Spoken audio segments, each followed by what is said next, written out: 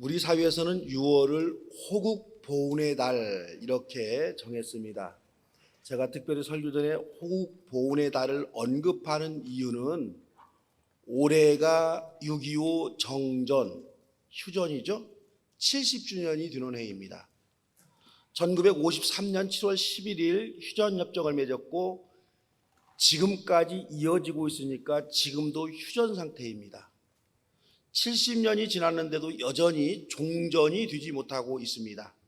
지금 그래서 우리는 아슬아슬한 평화를 누리고 있을 뿐이다. 민족적으로 생각하면은요, 참 피가 거꾸로 솟는 일입니다. 휴전 70주년이 되는 해 교회가 앞장서서 끝나지 않은 민족의 전쟁을 깊이 숙고하고 기도해야 합니다.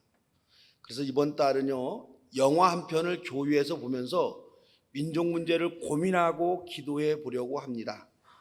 한 달 동안 점심시간을 이용해서 민족의 통일과 평화를 화면에 담은 그 웰컴 투 동막골 이런 영화를 본당에서 상영합니다. 그래서 많은 분들이 이미 보았을 이 영화를 다시 한번 관람하면서 우리 민족의 평화, 우리 민족의 통일을 위해서 기도하는 시간을 가져봅니다.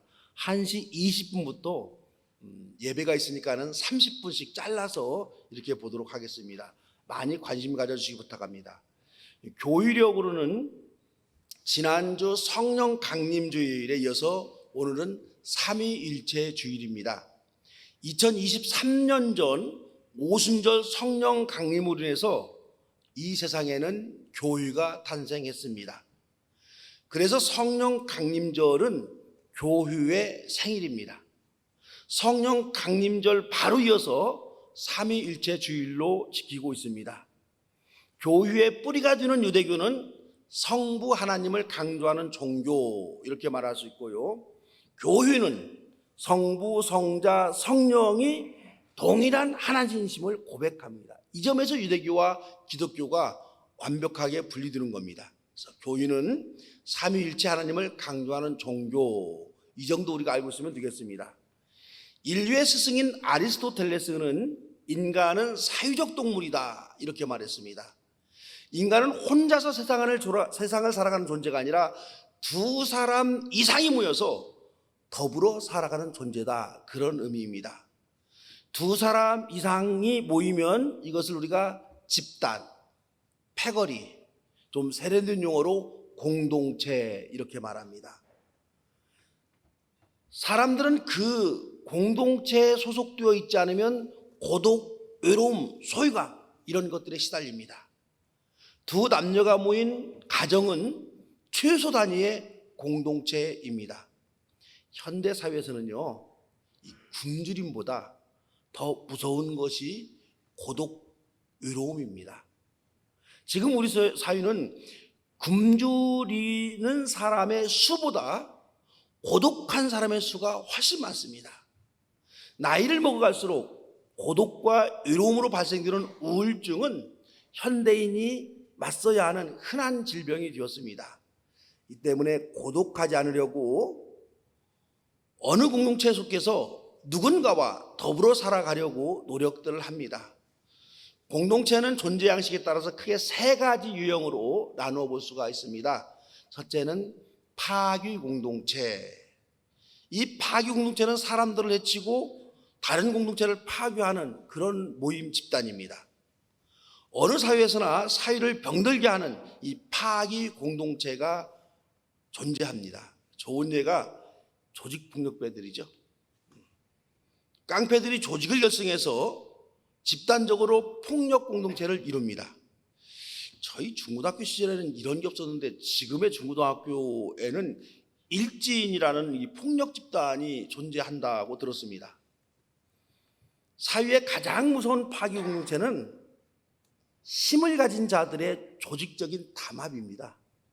자, 이것을 카르텔이라고 말하는데요. 카르텔이라는 문자적 뜻은 담합, 연합체, 공동행위 이런 것을 뜻합니다. 그러니까 정치 권력자, 언론 권력자, 경제 권력자들이 암묵적으로 담합해서 서로를 도와주는 거예요. 어떤 틀에 얽매인 조직은 없지만은 이런 게 있습니다. 이걸 카르텔이라고 해요. 그래서 힘을 가진 자들의 카르텔이야말로 우리 사회를 파괴하는 최고의 파괴 공동체입니다. 이 무서운 것은요, 조직폭력배들은 쉽게 구별해낼 수 있는데 힘을 가진 자들의 카르텔은 구별이 어렵다는 점입니다. 이들은 양의 탈을 쓰고 드러나지 않게 활동하기 때문에 구별하기가 매우 어렵습니다. 더 무서운 것은 이 권력 카르텔을 형성하고 있는 이들은 자신들의 이익을 위해서 국가의 조직까지도 이용해서 자신들의 이권을 챙기고 방해가 되면은 무고한 사람들에게 파괴 공작을 감행한다는 사실입니다. 현재 우리 사회는 검찰 카르텔의 파괴적인 힘을 우리가 지금 목격하고 있습니다. 국민의 안전이 최우선이어야 하는 국가의 조직이 힘없는 국민을 법 혹은 국익이라는 거짓 명분으로 연약한 국민을 파괴하고 죽음으로 몰고 가는 일들이 허다합니다. 매우 비극적이지만 우리 사회는 이렇게 다른 생명들을 파괴하는 파괴 공동체가 존재합니다. 두 번째는 단순 공동체입니다. 취미, 학연, 지연 등 여러 관계에 따라서 모임을 만들고 공동체를 형성합니다. 수영을 좋아하는 사람들, 축구를 좋아하는 사람들, 산을 좋아하는 사람들이 모임을 만듭니다. 경제적인 목적을 가지고 여러 형태별로 개를 조직하고 개원들을 모읍니다. 개원들은 공동의 이익을 추구하고 함께 사귐을 갖는 공동체, 이런 것들을 만듭니다. 그래서 이 동창회, 향후회, 산악회 등등의 모임은 단순 공동체입니다. 단순 공동체에 속한 사람들은 속한 공동체에서 고독과 외로움을 극복하고 본인이 지루하면 빠지면 그만입니다. 세 번째는 생명 공동체입니다. 생명 공동체에 속한 사람들은 서로에게 선물이 됩니다. 생명 공동체의 구성원들은 너의 기쁨이 나의 기쁨이 되고 너의 슬픔이 곧 나의 슬픔이 됩니다. 공동체 구성원은 기계의 부속품처럼 낡았다고 해서 갈아 끼울 수가 없습니다. 생명 공동체에서는 한 명이 상실되면 그 아픔과 고통이 그대로 남는 것이지 다른 사람으로 메워지는 것이 아닙니다. 그래서 이 생명체 공동체의 근본은 가족, 식구입니다. 가족은 한 사람이 빠져나가면 그 아픔을 그대로 안고 살아갑니다. 다른 사람을 통해서 빠져나간 가족이 보충되지 않습니다. 그러기에 가족, 혈연 공동체는 생명으로 연결된 생명 공동체입니다. 혈연 공동체는 그 어떤 공동체보다 유대가 튼튼한 결속력 있는 생명 공동체입니다. 생명 공동체가 가지고 있는 장점을 이 파괴 공동체와 단순 공동체에서도 흉내들을 냅니다. 두 공동체는 단결력을 과시하고 응징력이 필요할 때는 생명 공동체로 가는 의식을 거행합니다. 그래서 인위적으로 의형제를 맺기도 하고 자신들이 피로 맺어진 식구가 되어놓으라고 결단하기도 합니다. 이런 의식은 단순 공동체의 사람들보다는 파괴 공동체 사람들이 더 열심입니다. 그래서 조직폭력배들은 늘 자기 공동체 사람들을 식구 이렇게 부릅니다. 여러분들이 다니는 직장은 어떤 공동체에 속할까요? 내가 단순 공동체로 인정하고 그렇게 직장을 대하고 그래서 더 나은 조건의 직장에 나오면 글로 옮겨가면은 그건 단순 공동체가 될 거예요. 내가 생명 공동체로 직장을 대하고 다니면서 내가 온 힘을 다한다라고 한다면 그건 또 생명 공동체가 됩니다. 근데 생명 공동체가 된다 하더라도 시간이 지나면 직장은 일정 정도 떠나야 되는 거예요. 자, 그래서 이걸 우리가 생명 공동체로 말할 수 있겠는가? 한번 여러분이 고민해 보시기 바랍니다. 중요한 것은 교회입니다. 삼위일체 하나님을 믿는 교회는 이 세 가지 공동체 유형 가운데 어떤 공동체라고 여러분 생각하십니까? 신앙 공동체인 교회는 믿음으로 결속된 생명 공동체입니다.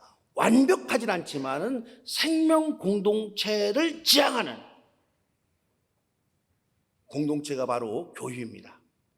가족은 혈연으로 이루어진 생명 공동체이고 교회는 신앙, 믿음이 근거가 된 생명 공동체입니다. 혈연이 인간의 관계를 끈끈하게 붙는 유일한 연결 교류 같지만은요, 여러분 꼭 그런 거 아니에요. 권력을 잡기 위해서 피를 나눈 식구들끼리 피를 튀기며 싸우는 것을 역사에서 우리는 수없이 많이 보아왔습니다.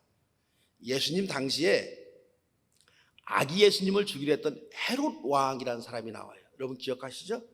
이 헤롯은 식구 중에 누군가가 왕의 자리를 노린다 이렇게 생각하거나 그런 말을 들으면 사실관계를 확인하지 않고 모두 죽여버렸습니다. 그래서 그 당시 유대사회에 유행하는 말이 있었습니다. 헤롯의 자식으로 태어나느니, 헤롯 자식은 왕자들이잖아요. 그러니까 헤롯의 왕자로 태어나니 돼지로 태어나는 것이 훨씬 낫다 이런 말이 있습니다. 유대인들은 여러분 돼지고기를 먹지 않습니다. 헤롯 역시도 돼지고기를 먹지 않기에 돼지를 절대로 해치지 않아요. 그래서 헤롯의 아들로 태어나면 죽을 확률이 많지만은 돼지로 태어나면 죽음은 면하게 된다 이런 뜻이에요. 권력 앞에서 생명 공동체는 파괴 공동체로 변질됩니다.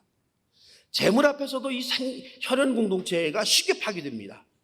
재산을 눈앞에 두고 가족 구성원들이 눈에 핏발을 세우고 싸우는 모습은 현대사회에서 너무 흔한 일입니다. 10여 년 전에요, 유산을 노리고 아버지, 어머니 그리고 친형을 살해한 사건이 전주 송천동에서 벌어졌습니다. 그래서 여러분 이 송천동에 사는 사람들이 참 무서운 사람들이에요. 혈연으로 뭉쳐진 가정은 당연히 생명 공동체가 되어야 하지만은 돈 앞에서 이 가족도 파괴 공동체로 되어버립니다. 꼭 혈연만이 생명 공동체라 이런 주장은 성립되지 않습니다. 혈연을 넘어서 사상이나 믿음을 가진 사람들이 더 끈끈한 생명 공동체가 될 수가 있습니다. 사회주의에서는 사상이 혈연보다 우선합니다. 그래서 이 사회에서는 사상이 불순하면 부모, 형제라도 고발하고 파괴할 수가 있습니다. 참 무섭죠. 성령 강림으로 출발한 교인은 예수를 구세주로 믿는 믿음의 근거에서 존재하는 생명 공동체입니다. 교인은 삼위일체 하나님이 가장인 한 가정입니다. 교인은 단순 공동체처럼 자기 신앙만을 지키며 다른 교인들에게는 무관심한 신앙생활을 할 수 없습니다. 서로가 서로에게 선물이 되고 서로가 서로를 격려해주는 생명 공동체가 교회입니다. 신앙 공동체에서도요, 혈연 공동체임을 확인하는 의식을 하면서 우리가 한 식구임을 경험합니다. 이것이 오늘 우리가 가지는 성찬 예식입니다. 우리 교회는 매월 첫 주 성찬 예식을 갖습니다. 그 이유는 우리가 예수 안에서 한 식구이고 예수님의 피를 나는 생명 공동체임을 잊지 않고 기억하기 위해서입니다. 그런데 이 파괴 공동체이든 단순 공동체이든 생명 공동체이든 간에 모든 공동체가 가진 공통점이 여러분 하나가 있습니다. 공동체가 유지되고 발전하기 위해서는 결속력이 있어야 한다는 점입니다. 결속력은 공동체 구성원들이 모이는 모임의 능력으로 측정할 수가 있습니다. 파기 공동체를 주도하는 사람들도 결속의 필요함을 너무도 잘 알고 있습니다. 이 때문에 파기 공동체에 가입한 자들이 탈퇴를 할 경우에는 그 조직 공동체로부터 무서운 벌칙이 가해집니다. 단군 공동체에도 모임의 결속이 사라지면 더 이상 공동체를 유지할 수가 없습니다. 모이지 않으면요, 단순 공동체는 자연적으로 해체가 됩니다. 결속력의 중요성은 생명 공동체인 교회에서도 꼭 필요합니다. 오늘 신약 본문은 생명 공동체인 교회가 유지되고 발전하고 성장하기 위해서는 무엇이 필요한지를 분명하게 말해주는 본문입니다. 화면을 보면서 오늘의 중심 말씀을 한번 확인해 보도록 합니다. 화면 한번 띄워주시겠어요? 히브리서 10장 25절인데요. 같이 한번 읽습니다. 어떤 사람들의 습관처럼 우리는 모이기를 그만하지 말고 서로 격려하여 그날이 가까워 오는 것을 볼수록 더욱 힘써 모입시다. 이 말씀을 들으니까 좀 마음에 찔리는 분들이 계시죠. 히브리서는 성령의 강림으로 교회가 세워진 지 50년 정도 지난 뒤에 쓰여졌습니다. 그러니까 교회가 처음 출발할 때는 성령의 역사로 많은 사람들이 모여서 힘차게 출발합니다. 50년쯤 지나니까는요, 처음에 가졌던 끈끈한 결속력은 약해져 가고 모이는 열정이 조금씩 식어가는 교인들이 생겨나기 시작했습니다. 여러분도 한 50년쯤 교회 다니면은 예배 그거 한 번 더 가두고만 안 가두고만 그런 생각이 들 수도 있을 거예요. 이런 교인들의 모습을 보면서 오늘의 말씀을 기록했습니다. 모이기를 그만하지 마십시오. 표현이 좀 이상하죠? 부정의 부정은 강력한 긍정입니다. 제발 열심히 모이십시다, 이 말이에요. 열심히 모여야 강력한 결속력이 생기고 강한 결속력이 있어야 생명 공동체가 부흥하고 발전한다, 이 점을 강조하고 있습니다. 본문에 보면은 모이는 게 습관이 되어야 하는데 오히려 거꾸로 모이지 않는 게 습관된 사람들이 있었음을 알 수가 있습니다. 교인은 함께 모이는 공동체입니다. 모여야 예수 안에서 생명 공동체임을 확인할 수가 있습니다. 그런데 생명 공동체에서는요, 무조건 사람만 많이 모인다고 좋은 것은 여러분 아닙니다. 생각 있는 사람들이 모여야 되네요. 오늘 구약 본문은요, 눈여겨볼 사안이 기록되어 있습니다. 사사 기드온이 이스라엘을 침략해온 미디안 종족을 물리치기 위해서 싸움에 나갈 군인을 모집했습니다. 많은 사람들이 사사 기드온 앞에 모였습니다. 하나님의 명을 받은 기드온은 모인 사람들에게 말합니다. 두려워 떠는 사람들은 정직하게 모두 집으로 돌아가세요.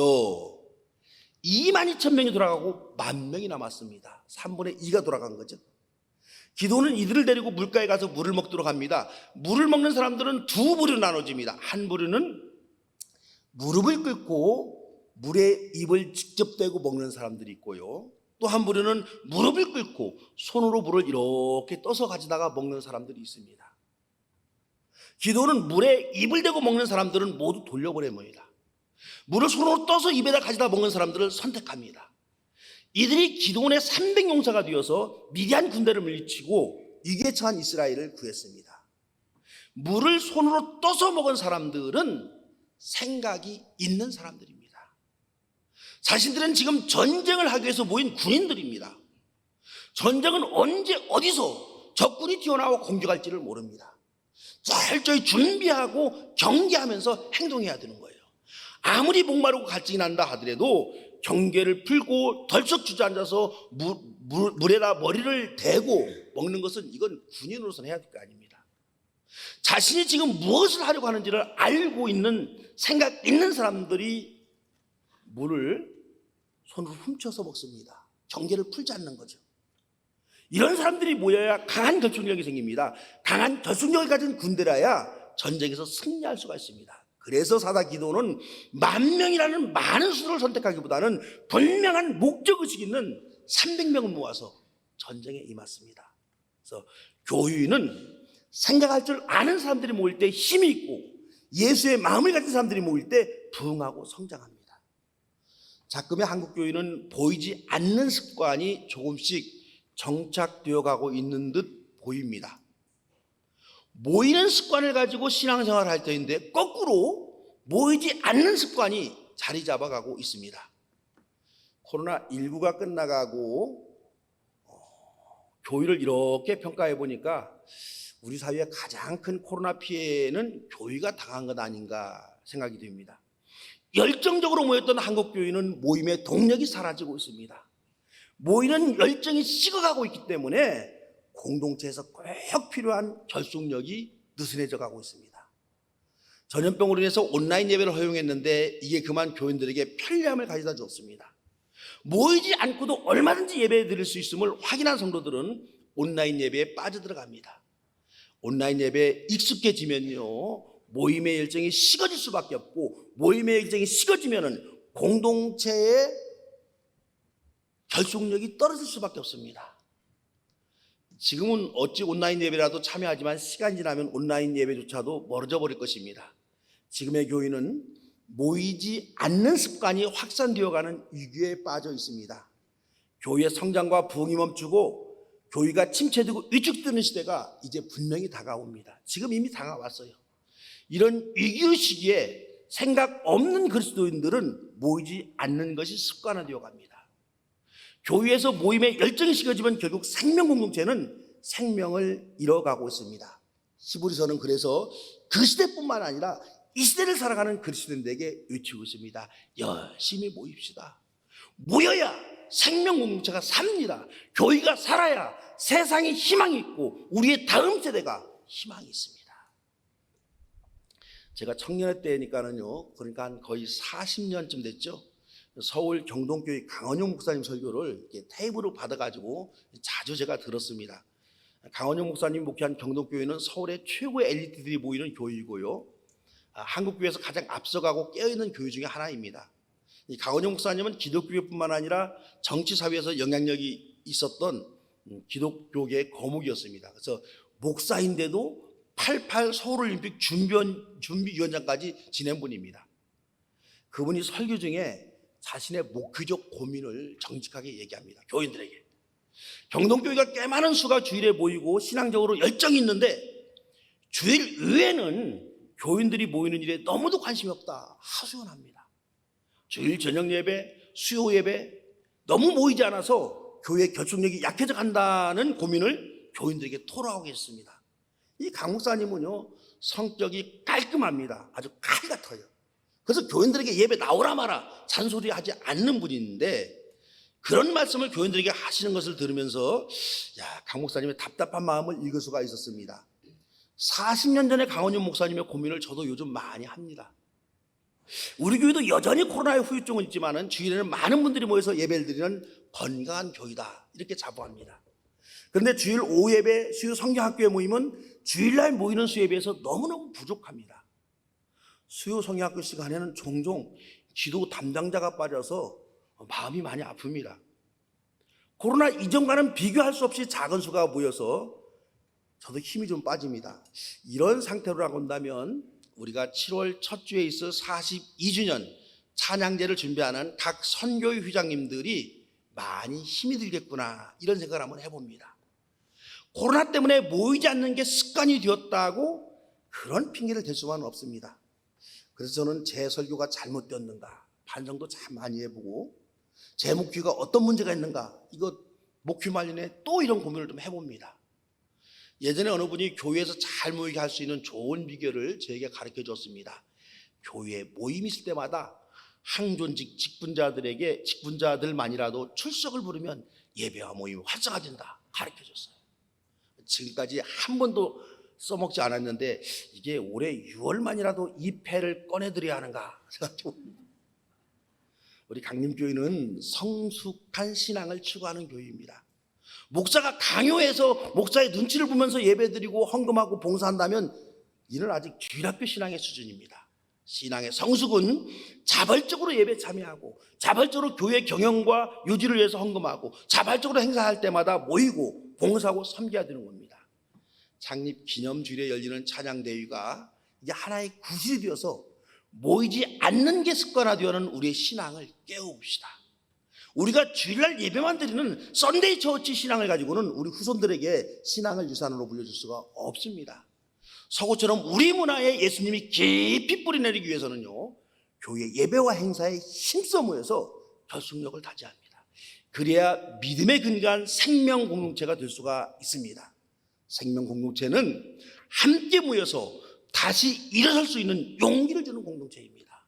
생명 공동체는 함께 모여서 천국의 기쁨을 이 땅에서 미리 경험하는 그런 공동체입니다.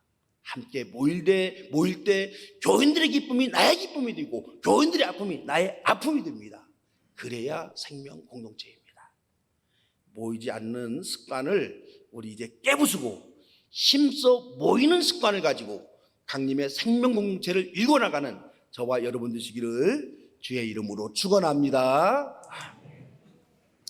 주님이 세우신 이 아름다운 교회를 우리가 힘써 모임으로 발전하고 유지하고 부흥시키는 그런 역사가 일어나게 하여 주시옵소서. 예수님의 이름으로 기도드리옵나이다.